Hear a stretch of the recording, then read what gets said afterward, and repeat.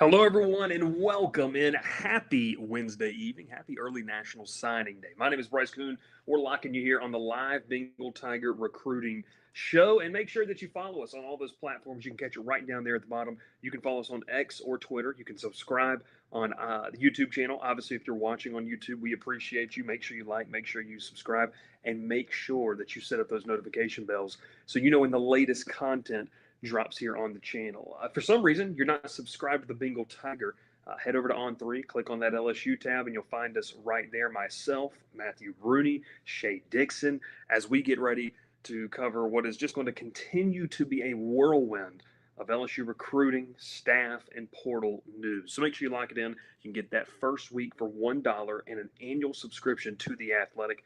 Make sure you take advantage today. A lot of news happening in and around Baton Rouge. We're going to talk a little bit about most of it. Sam Spiegelman is going to be joining us here shortly on the show. We'll get his thoughts about what's happening in the state of Louisiana recruiting.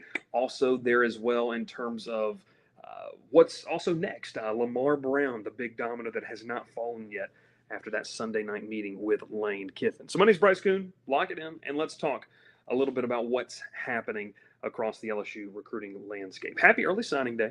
For a lot of people, I think this is how we got into the love of being on a message board and being a part of a community, right? Because we kind of sat here and we, for me at least, it was when I was in, high school, I was subscribed to, a message board, subscribed to a service, and National Signing Day back then, it was the only February day. This is what you grew up on. This was like Christmas morning for the recruiting heads. And so from a person who watched all of this, paid attention to all of this, a lot of people know I'm from the state of Georgia. So I was always looking to see where guys, when I was in high school, guys that I, played against or guys that I knew about, I wanted to see where they were going to sign or guys that we might be playing in the future, where those guys, going to be looking at. It was always a fun time, right? And this is, for me, something that was super exciting to kind of follow. Fast forward to now, and we've got two different signing days. We've got a transfer portal. We've got a coaching carousel. It really makes for a lot of different, I would say, fun stuff. So that to me, that to me is what makes this so much fun. It's what makes a lot of just the college football world and the coverage aspect much more than just the 12-game season, right? And let's be real, LSU fans, you've probably been zoned out to a certain extent, especially after the Alabama loss in there in Frank Wilson's first interim game. Maybe you've been zoned out and maybe you haven't really paid attention. This got your attention. Obviously, with the news that Lane Kiffin is going to be the guy, and then the news over the past 72 hours of who's going to be on that staff, Charlie Weiss Jr. heading back to Oxford to be the OC for the playoff run. So it really has been a whirlwind of information. And we're excited to come live to you here on a Wednesday night talking about it. So let's start off with this. And I want to make sure I get this. I'm running the show solo tonight. Got to love that. No Bruni. He's in beautiful Chestnut Hill right now, covering the men's basketball team. But a lot of people have asked me the question on the message board today about, the strategy of Lane Kiffin and company. And we're going to get some news. Look, we're going to talk a lot of different angles of what happened with this class today. And obviously the announcement of a new coach who has coached offensive line before has not been confirmed, at least in the 40 minutes since I've been getting, sat down to dinner and got ready for the show, hasn't been confirmed if he is indeed the offensive line coach. But we're going to talk a lot of different angles. We're going to talk Deuce Gerald's, which you can tell right here. Oh, let me get it right here. Georgia Tech and LSU, those two teams maybe battling out along with Ole Miss for Deuce Gerald's, who postponed his signing. So a lot of great stuff. Make sure you like, make sure you subscribe, and we're going to have some messages from our sponsors here shortly as well. Let's talk about the Lane Kiffin strategy. I thought it was interesting on Monday. Everyone feels like they have an idea of what Lane Kiffin's going to do in recruiting-wise, right? They feel like they're going to have an idea of what he, wants to bring to the table. And I think that it's something for me that – sorry, we're making things happen here. It's something for me that when you think about Lane Kiffin, everyone thinks portal. Everyone thinks he's the the guy that's letting kids ride around, drive his car places. He's riding around. He's the Uber, all that kind of stuff. And you've seen the social media clips, right? Like we've all seen that kind of stuff. But I think in terms of what Lane Kiffin brings to the table, and we heard a little bit about this on Monday during the press conference, was Kiffin was straight up. He was bold and honest about it. He was straight up with us about the fact that they were going to recruit the most elite athletes possible to LSU. He felt like that was a purpose here from the people he had talked with. Obviously, Nick Saban has been one of those people that's been vocal about it. We know that he talked to Nick Saban about that. This is a place where you can recruit nationally and bring in the high-profile athletes. He also mentioned the fact that they weren't just going to take someone because they were from a certain school or from a certain area. And I think in the hoopla of Monday, maybe we lost sight of what that comment really meant.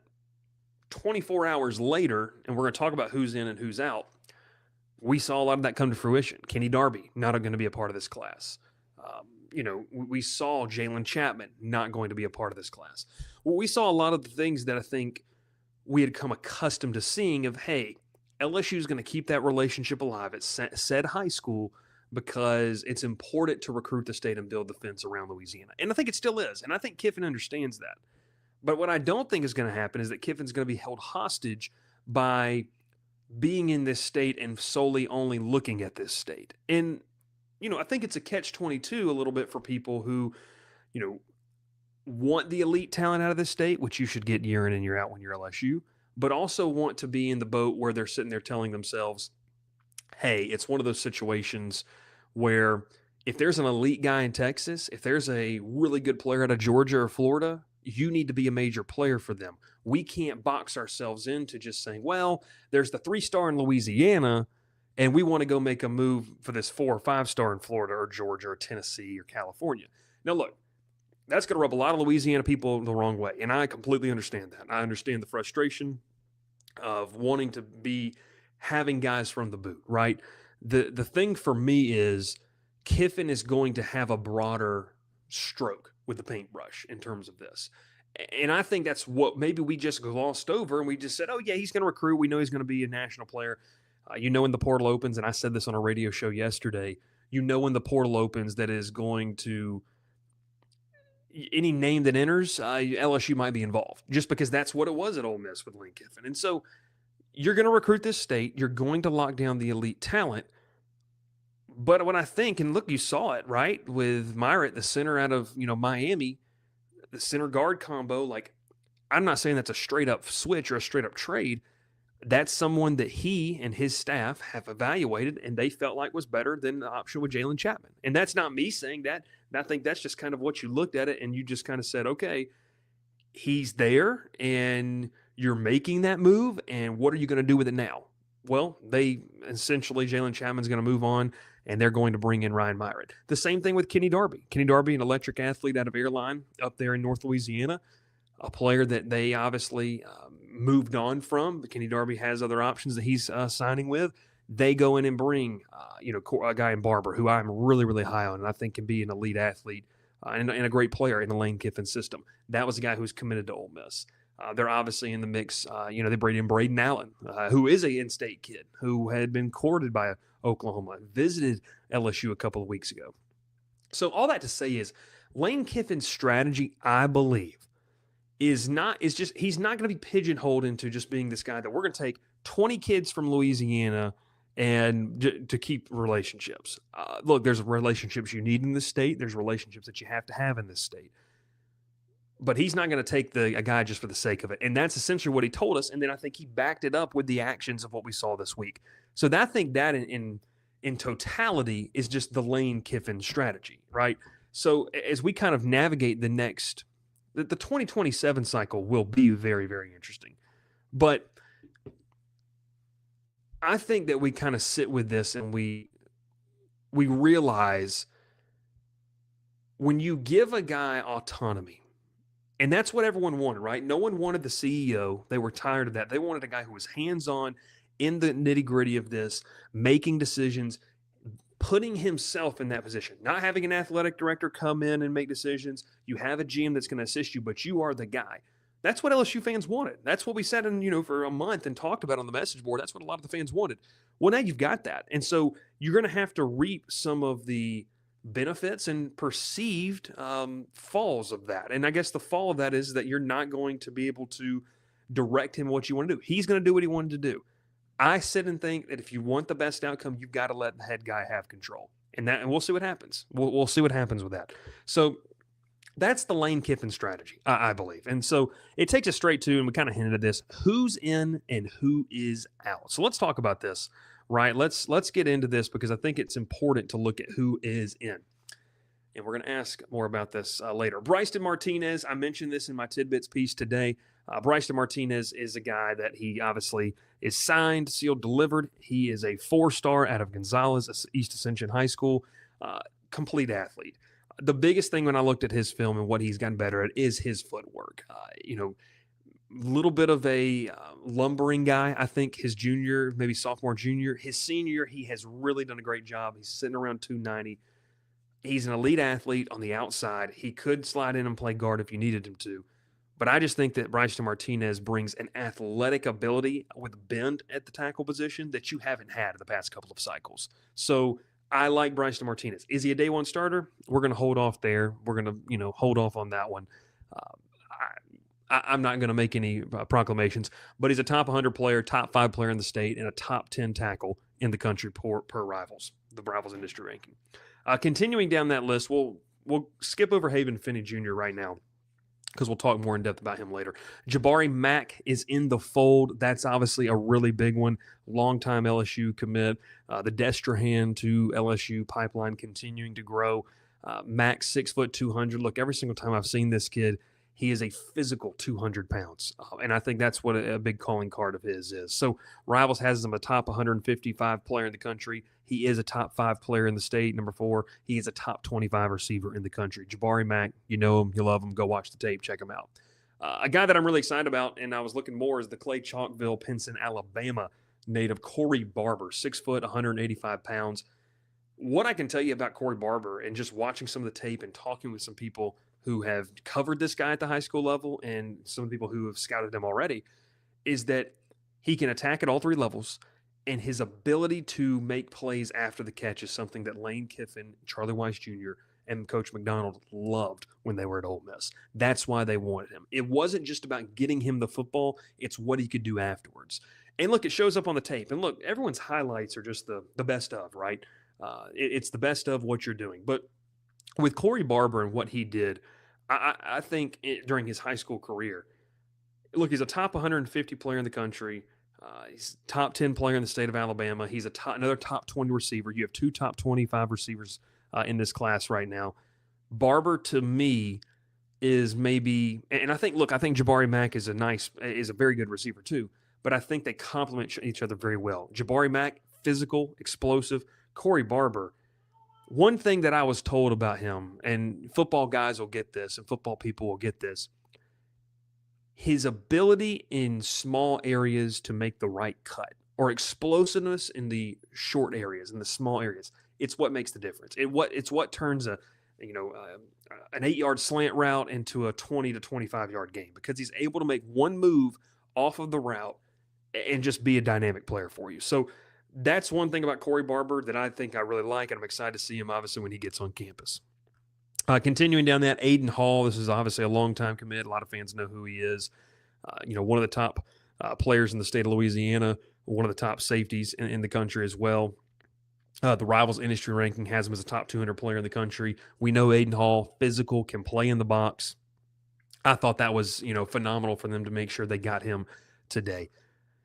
J.C. Anderson, the tight end, 6'6", 230. Look, I'll say this. J.C. Anderson, I haven't watched a ton of film on him, but I've watched the way that Lane Kiffin's utilized tight ends. And if Kiffin and Charlie Weiss Jr. and Joe Cox, too, who's going to be the co-OC and tight ends coach for LSU, if they have identified a guy that they like, the way they use them in that offense, benefit of the doubt. Don't need to be overly concerned about it. Give them the benefit of the doubt, because that's where I sit with them. So it's something that I really like there as well. Isaiah Washington, obviously signing, very dynamic athlete, a track star too out of Haynesville up there in Louisiana. Under the radar, safety, 6'1", 175, 180, depending on what you're looking at. like him as well. Braden Allen, who is a 3-star per the Rivals industry ranking, but this is a guy who, per Rivals, they've got him as a 4-star. They're the highest on him out of all of the industry rankings. Top 300 player per Rivals, a top 10 player in the state of Louisiana, and top 50 receiver in the country. So you have 3 top 50 receivers in this class. Man, how this wide receiver class has changed over the past 6 to 7 months is absolutely nuts. So I like Braden Allen a lot. Had the chance to talk with him. LSU Legacy was one of the players that made the trip to Baton Rouge to visit with Lane Kiffin on Sunday night, sold him. Oklahoma wanted him, couldn't keep him. Allen visited LSU a couple of weeks ago. You know the rest. This is a thing where LSU is able to keep a dynamic player from Louisiana home, and I think that's really big. Des Ellis, Franklin Parish, this is a great story, obviously. Just a dynamic athlete. Plays a little bit of quarterback, plays out a little bit of everywhere. He's got him as a cornerback here, 6'2", 185, good length on the outside, plays the ball really aggressively and well.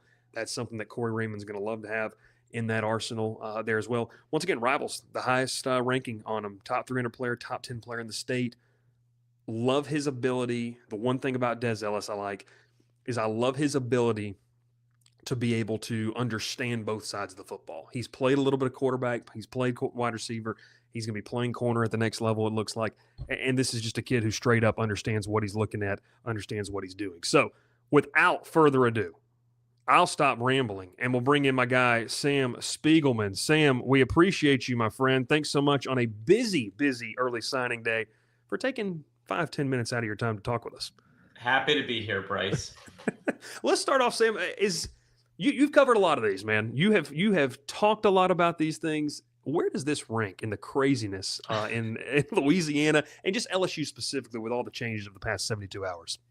Yeah, this one is pretty remarkable. There's obviously I've covered a couple of coaching changes when when Les Miles was fired, when Ed Orgeron was fired, obviously now with Brian Kelly being fired. This one has just a whole different twist where it's not just about which guys can LSU maintain. These are leverage plays in a lot of situations with not just NIL, but with coaching staff members. This is a very special 2026 class where, we have had some incredible classes. Most recently, Arch's class, where it's him and Eli Holstein and Ricky Collins, a really special class. And this one with having not only the number one player in the country in Lamar Brown, but having the number one defensive lineman in Big Rich Anderson, elite talent like Blaine Bradford and Aiden Hall and Bryson Martinez all being factors. I think it's pretty remarkable that in this era where we didn't know whether LSU would have a head coach in time for the early signing period, we not only got the head coach, but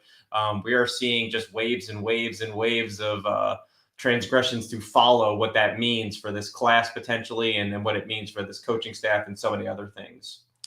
Sam, I was talking about this leading off the show, and, in the hustle and bustle of covering the opening press conference, maybe us on the team side overlooked a little bit some of Lane's comments about how he wanted to recruit, and he wasn't just going to take players because they went to a certain school. Just maybe your thoughts on his strategy and from what he's done at Ole Miss, how much of that translates, what has to be different at LSU, and is it somewhere in the middle, I guess? Yeah, I think, from speaking to people who have met with Lane and with Billy Glasscock over the last couple of hours and days, they've been wildly impressed by the roster management or roster assembly process that's being laid out in Baton Rouge as we speak. We are seeing this for the first time play out, not only with the early signing period, but as you know, the transfer portal is about to get going, and we expect LSU to be extremely active. But Ole Miss has not recruited high school players at an extraordinary clip. They've been able to do things like keep the best players in the state of Mississippi inside the SIP for the most part. Very familiar face in Baton Rouge. Kelvin Bolden has been a huge part of Lane Kiffin's success in Oxford and locking down the state. So I'm sure that a lot of those same principles are going to carry over to LSU, where obviously you have a unique advantage when you're LSU recruiting your own state. And I think that ultimately Lane will get there. Now, we're also seeing that the resources are going to be there to attack via high school recruiting and transfer portal, but not everyone. They're not going to sign 6 receivers. We've already seen a couple of cuts made. We've already seen some cuts made on the offensive line. It's always tough to see in-state kids get the short end of the stick. But it goes to show you that they're going to devote their resources in other departments, and they're going through every leaf and making sure everything is unturned as they assemble this roster to compete, I would imagine, next fall. Yeah. Well, let's talk about one of those in-state guys. A lot of LSU fans on pins and needles awaiting the status of Lamar Brown. Obviously, a guy that you know pretty well. Just, I guess, kind of talk about what's the latest on that situation that you can share and just the ebbs and flows ever since he met with Lane. Obviously, everyone knows, pretty public out there on Sunday evening. Yeah, I think every meeting so far, whether it's been Lamar Brown directly meeting with Lane Kiffin, Lamar Brown and his mother, who is obviously a central figure in this process, but his representatives have met with Lane Kiffin and Billy Glasscock 2 days in a row since. I think things are going in a good direction. I think that it's been confirmed that it is certainly a possibility that if tomorrow morning Lamar Brown wakes up and wants to sign with LSU, that could certainly happen. And if it's by the end of the week, that wouldn't surprise me. And if it goes all the way till February, I still think that the percentages lie within LSU of holding on here. As his agent put it, and as you know, Bryce, this was not a clear-cut LSU victory in July. LSU had to come from behind at multiple junctures of Lamar's recruitment from his junior year into the summer.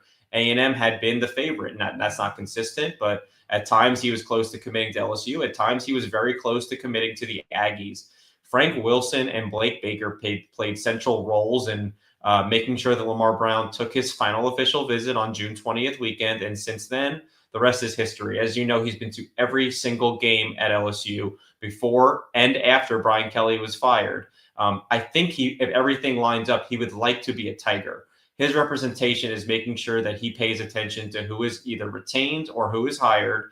If Frank Wilson, for instance, or Blake Baker is not there, I don't think that guarantees that Lamar Brown is not going to sign with LSU.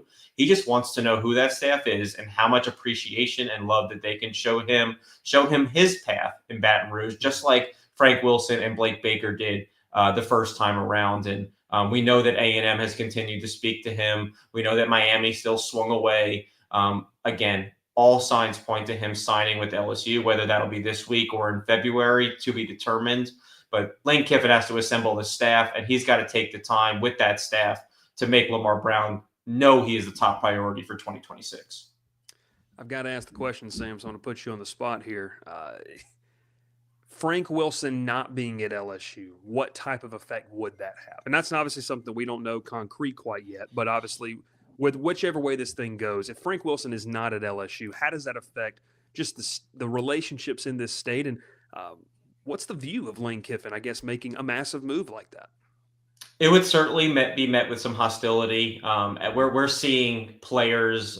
We saw Aiden Hall show up to the last home game supporting his Frank Wilson for head coach. Obviously, Frank Wilson wasn't really being considered as the permanent head coach of LSU, but he has been a fabric of this organization and has been a fabric of Louisiana recruiting for the past 2 decades. And there is not a living, breathing soul on this earth who recruits the state better than Frank Wilson right now.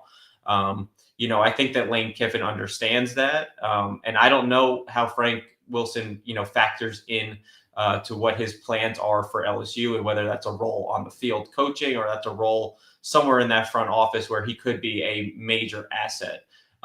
If he is not retained, I think that we would see some shakeup with the current LSU roster. I think we'd see some kids get up and leave and explore their options elsewhere. And I think within this 2026 class, I know that we had a lot of kids signed today, and I know a lot of kids are obviously keeping an eye on how this class is being assembled. I think that there's certainly a pretty decent shot at attrition. Aiden Hall and Big Rich Anderson are expected to be mid-year enrollees. But if Frank Wilson is definitely not going to be a part of the staff, I think that could certainly change. We are in the transfer portal era, and we've seen kids sign with the university and then be looking at their options elsewhere in a couple of weeks. And I don't think there would be a shortage of suitors in the mix for the number 1 defensive lineman in the 2026 class, or an absolute ball hawk like Aiden Hall out of Edna Carr. So I think Frank Wilson's future is going to be telling for a good chunk of these kids, not all, but a lot of kids feel pretty loyal to Frank for what they did. He's a fantastic evaluator. He's a great builder of relationships. And most importantly, the high school coaches in the state, they love him. They respect him. He recruited, the hidden gems in Opelousas, and he recruited the 5 stars from New Orleans and Baton Rouge. He's done it all. And largely he's got relationships not only with the kids and their coaches, but their moms, their dads, their uncles, their brothers, their mamas, their pawpaws. He's very beloved. And I think LSU, if they are able to retain him, would be paid off pretty handsomely. Final one for you, and we'll get you out of here and let you get some rest. What has been a busy day.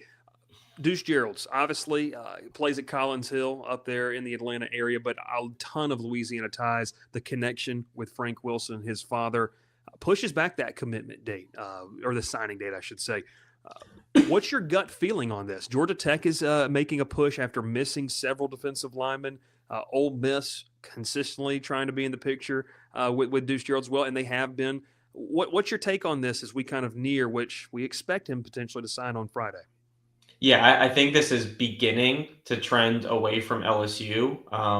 But there's another Frank Wilson factor. Frank Wilson, of course, coached Davron Gerald, Deuce's father, when he was at Ole Miss. Davron is from Scotlandville, and Deuce was born in Baton Rouge. So the Frank Wilson connection loomed very large here. Like I said, there's a lot of dads who are coached by Frank Wilson and have a ton of respect for him.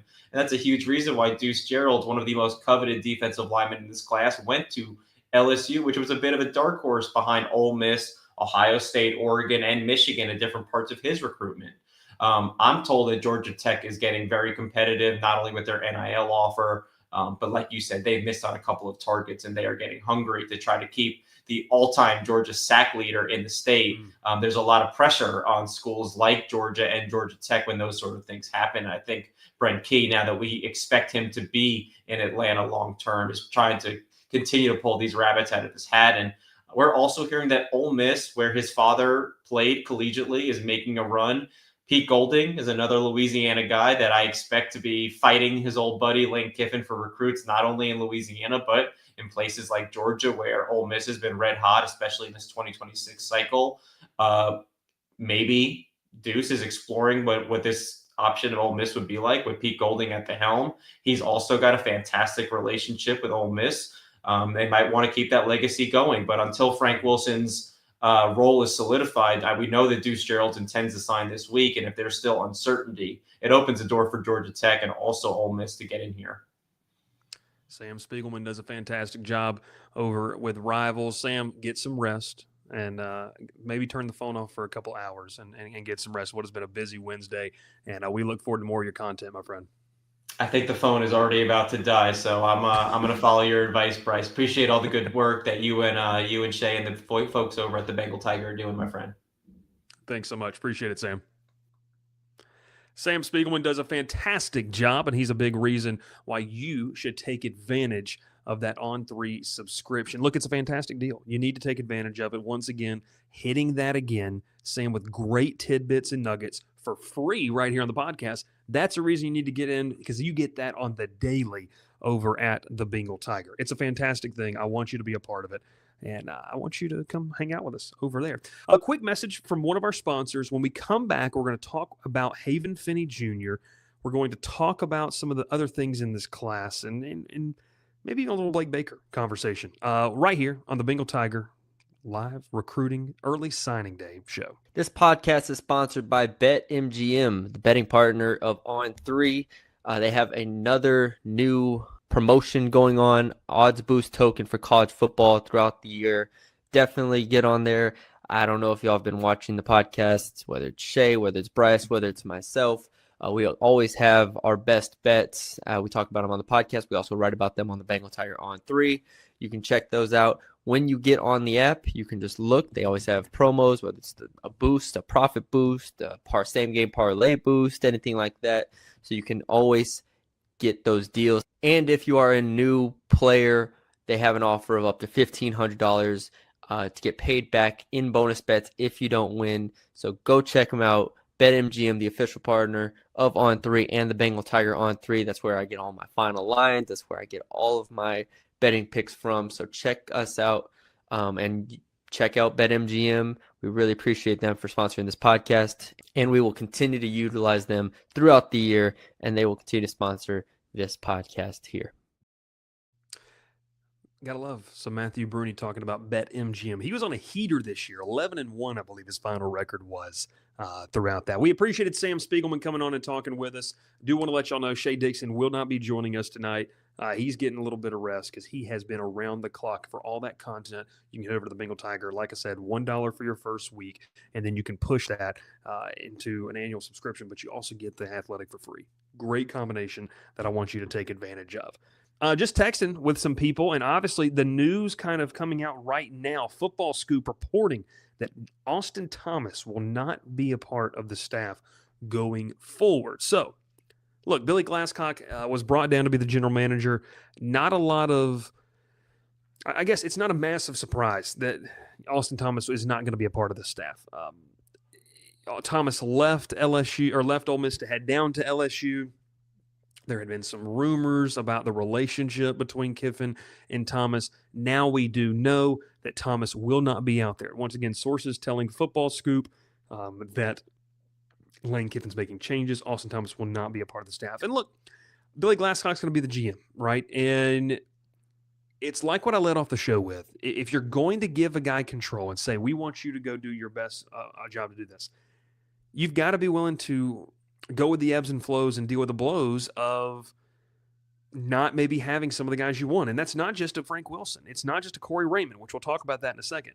But it's also a guy like Austin Thomas, who has done a phenomenal job at LSU. I mean, was the primary reason that, God, you probably went 7-5 this year because of the talent that he brought in the portal. Bernard Gooden, A.J. Halsey, Tamarcus Cooley. I mean, so many of those players that you hit on, that's a reason, right? I mean, and he's able to do that and able to work with Brian Kelly to make those things happen. Unfortunately, the results not what they wanted.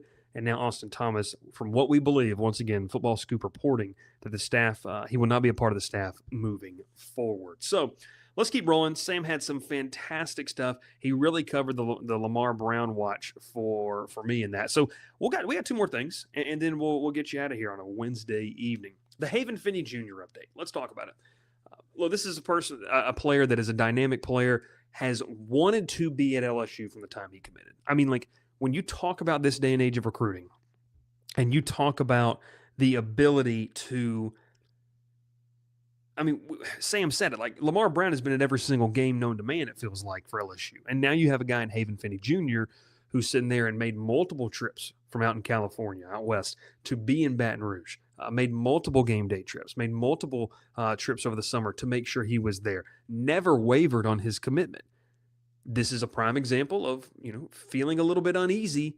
Today, I was told, multiple sources told On3 that he might not sign. Corey Raymond able to push this thing over the ledge here and get Haven Finney to sign. Now, I'm just going to be 110% transparent with you here.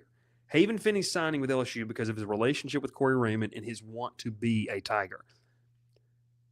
Like Sam hinted at with Richard Anderson and Aiden Hall in terms of Frank Wilson, if Corey Raymond's not a part of this staff, the logical question is going to be, and it's not a secret, you don't have to put that behind a paywall, it's not a secret that you're going to have to maybe look at Haven Finney being a guy that does do one of those early departures after being on campus for a little bit. So for right now, Haven Finney is a Tiger, and I think he wants to be here. I know he wants to play for Corey Raymond. It's just a spot that you sit in right now to where if Corey Raymond's not a part of this staff, you have to see what that looks like. So that's really the latest there on Haven Finney Jr. As we kind of sit here at 7:35. I'm live on the show. We had the Austin Thomas news break. I have not seen anything else on Haven Finney or Corey Raymond specifically that could detour that. Maybe you can let me know in the comments there below. But that's where we sit as of 7:36 local time here about Haven Finney Jr. Quick note on this real quick, and we'll take another break, and we're going to come back and talk about that quarterback potential flip. Blake Baker interviewed for the Tulane job, reportedly interviewing for the Memphis job. Look, it's a part of it, right? I mean, does Baker want to be the DC at LSU, or does he have an opportunity to further his career? It's going to make a lot of decisions for Kevin Peoples, Jake Olson, who were all with him at Missouri. Peoples has been at Tulane before. Corey Raymond, let's just say that Blake Baker moves on, but Corey Raymond stays. If Lane Kiffin hires a new DC that wants to bring in his own cornerback coach, that could be something interesting to look at there. So it's, in terms of Blake Baker's future on this staff, he's interviewing. That's what you want to. It's what you want. You want a guy that is wanted by others. Obviously, an alum to Tulane, played there. Memphis taking a look at him. It's not a surprise that these American Conference schools are taking a look at Blake Baker and what he's done in such a short amount of time.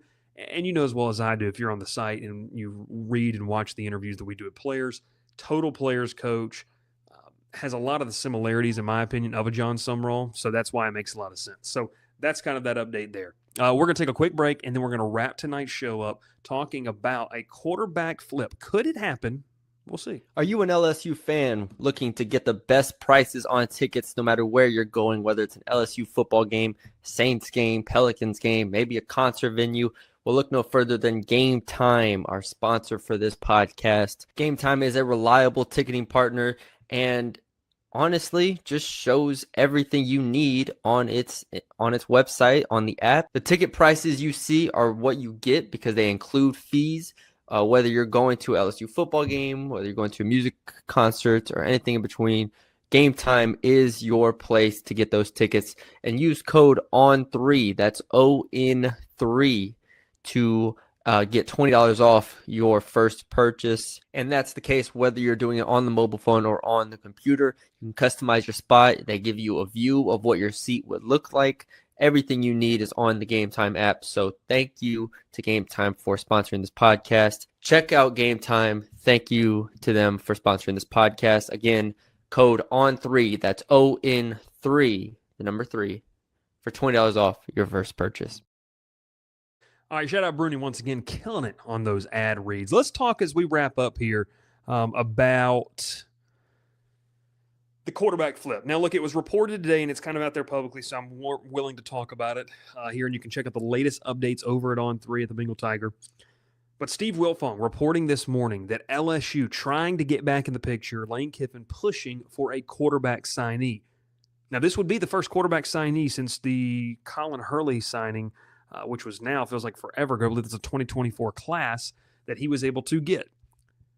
Well, we sit here now. Gosh, was that the 2024 class? Feels old. Maybe not. Yeah, it should have been. Now we sit here 2 years later. LSU has not had a quarterback signee, looking to try to get one in this cycle, and the name circulating is Landon Duckworth, the South Carolina commit, a dynamite athlete out of Jackson, Alabama, a state champion his junior season. This kid, I'm going to read a scouting report that On3's rivals Charles Powers did a fantastic job of. But this is a guy that LSU's looked at before. You go back to the regular season, and that early season, our own Shea Dixon hinted at a push for a quarterback and a push for a guy that could potentially make a move. They get a quarterback on campus. I believe it was the Louisiana Tech game. And it's Landon Duckworth. Landon Duckworth was committed to South Carolina at the time. Joe Sloan and Brian Kelly attempted to make the push, couldn't push him off that pledge to South Carolina. But now the Tigers, led by Lane Kiffin and Charlie Weiss Jr. and Joe Cox, are making the push as we speak here during the early signing period. So what do you need to know about this player? Well, let's kind of talk about rivals Charles Powers wrote kind of a scouting report for our friends over at Gamecocks Online, our sister site, covering all things South Carolina on the On3 network. And I want to read it to you right here. He goes, Landon Duckworth is one of the toolsier quarterbacks in the 2026 cycle. Because I think that's where you have to start when you're talking about what he brings to the table. 6'3", about 195 pounds. He's got broad, square shoulders.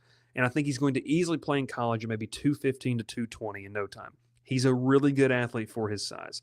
As a junior, he had a big season at Jackson High School. They're a loaded high school team. He was at the controls. They won the state championship, and he's making plays with both his arms and his legs.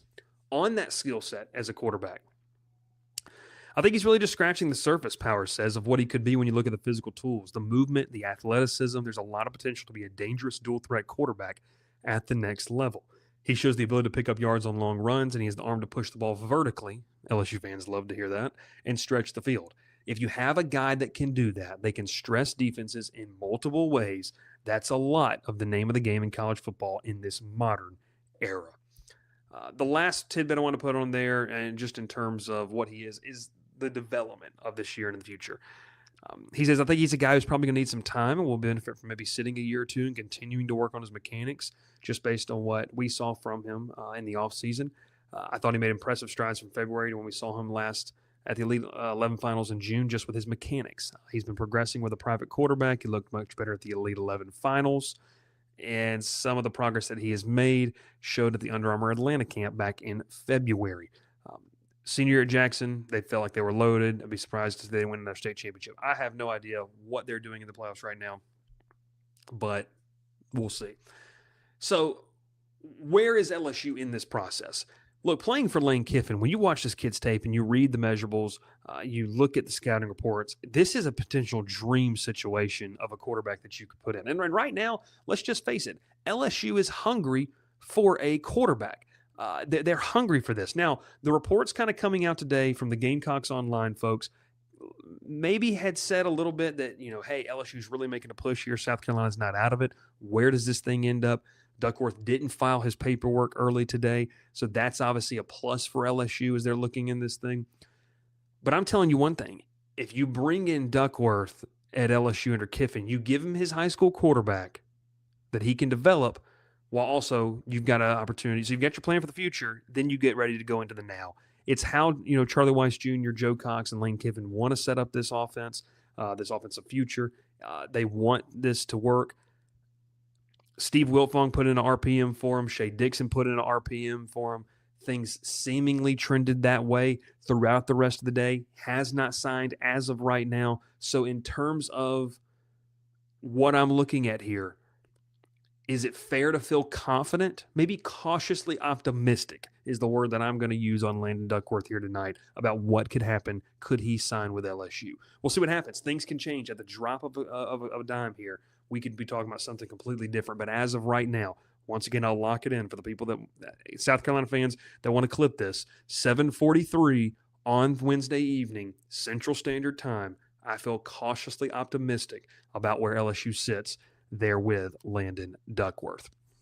What a day. What an absolute heck of a day as LSU is attempting to build out the 2026 class. A lot of crazy things in terms of that. And I forgot to mention, because Sam had joined and I wanted to get to him, Ryan Myritt, signee from Miami area, can play a nice little center guard combo, gives them a 2026 center. So that's exactly what that is. It's a crazy day. It's an amazing day. We're blessed to be able to do what we do. We love what we do, and the Bengal Tiger is the best place to get your LSU content, from recruiting to portal to the team coverage. We're going to knock it out of the park for you. And yeah, I'm talking about baseball in the spring as well. So make sure you get that subscription. You can join in the conversation. We're going to continue to have some more shows, more podcasts. So make sure you subscribe to all of those podcast platforms. Like, subscribe, set up notifications, whether it's Spotify, Apple, iHeartRadio, whatever you're using, YouTube. Make sure you hang out with us. We want you there. We have a good time on the message board. Shout out to our subscribers, the best subscribers in the world, the best fan base in the world. And I appreciate doing this with you each and every single week. My name is Bryce Koon. I'm joined by Shea Dixon and Matthew Bruni over at the Bengal Tiger. Come hang out with us. We appreciate you tuning in to this early signing day reaction show.